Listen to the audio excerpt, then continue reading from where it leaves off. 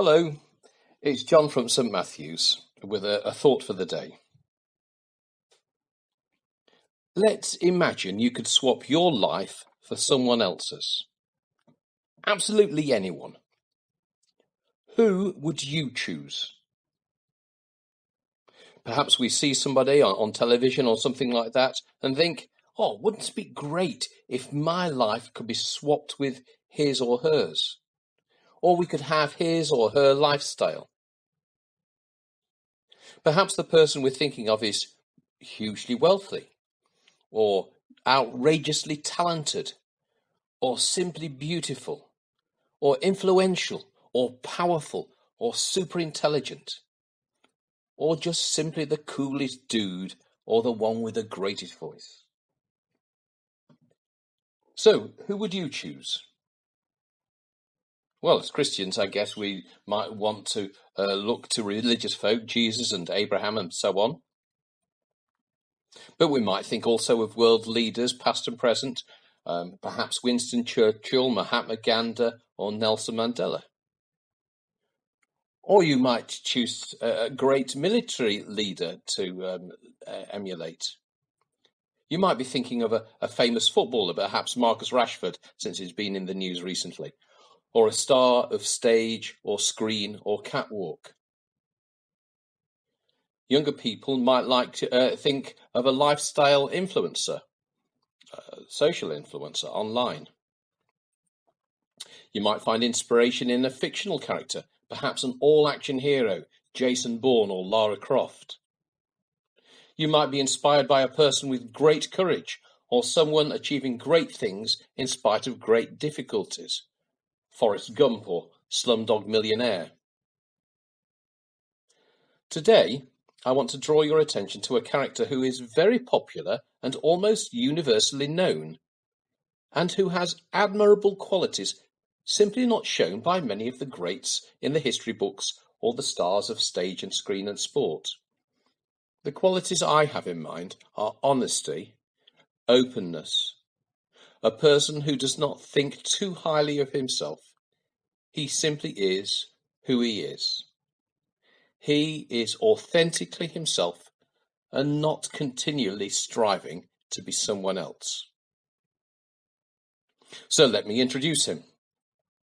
He's bald, he's bug-eyed, he's a potato head with a gut that many a darts player would be proud to possess. Pray silence, ladies and gentlemen, for we're proud to introduce Homer J. Simpson. Yes, Homer, the clueless husband who swills beer and is the totally unreliable safety inspector at Springfield Nuclear Power Station. In the title sequence to each episode, he makes Chernobyl look fail-safe. In his desperate attempt to rush home after the end of his shift, he discards radioactive pellets like popcorn at the end of a drive-in movie. The world is definitely not safe in his hands. And from the opening titles to the closing credits, he messes up in spite of his best intentions. Bad taste is Homer's style. He's the staunch enemy of workaholics. So, what can we learn from this loser? What is it about Homer Simpson actually we can find so appealing? First, there can be little argument that he is very popular. His face stares at us from T-shirts, at biscuit wrappers, from pencil cases, and just lots of merchandise. I'm sure some younger members and some younger listeners have or have had a Simpsons quilt cover or pillowcase. Homer is undoubtedly the star of The Simpsons show. He's the focus, and while Bart and Lisa and Maggie and Marge have leading roles, all action actually revolves around Homer at the centre. There's been over 650 Simpson episodes that have been broadcast since 1990, and it's still in production. There are scores of websites celebrating Homer's wit and wisdom. And why is this? Well, some might dismiss Homer as a banana-skinned lump of lard. But actually, he's a convincing character, one of the funniest in decades of television.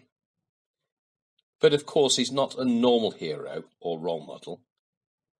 Not for him the intellectual classical ideals from Greek poetry that his name suggests. But we do like him. We do relate to him. After having a few too many drinks at 1 o'clock in the morning, he tells his fellow drinkers he's going to drive home and spend some quality time with the kids. He loves nothing better than vegging out in front of the TV with his family. His motto might be, "The family that gazes together stays together."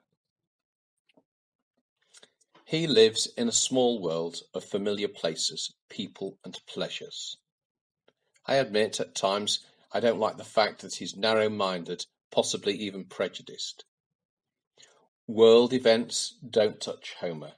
To him, a fantasy big hit in baseball is far more important than a disaster overseas. And he doesn't have any ambitions to escape the narrow horizons of small-town USA. Yet, we find his life thoroughly recognizable, unlike the lives of most of our leaders or most of our role models or heroes.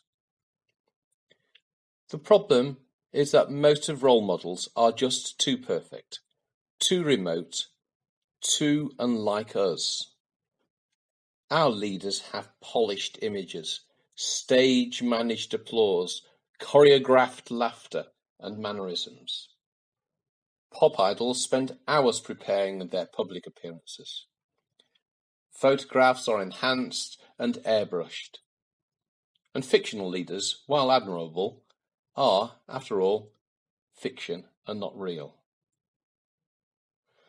But in Homer, what you see is what you get. He is neither an understanding husband to Marge, nor a wise father to Bart, Lisa, and Maggie. But the love he shows is absolutely genuine. He falls out with his neighbours, but he never bears a grudge. He forgives and lets go. His schemes usually fail, but he's happy nonetheless. He never gives up seeking happiness for himself and his family. He has a big heart, and his heart is in exactly the right place, at home. It's no wonder we all love Homer Simpson. It's true I want perfection in my role models, but in my heart, I know my life is a lot less than perfect. In Homer Simpson, we identify. He is the exquisitely fashioned icon of imperfection. I'll repeat that.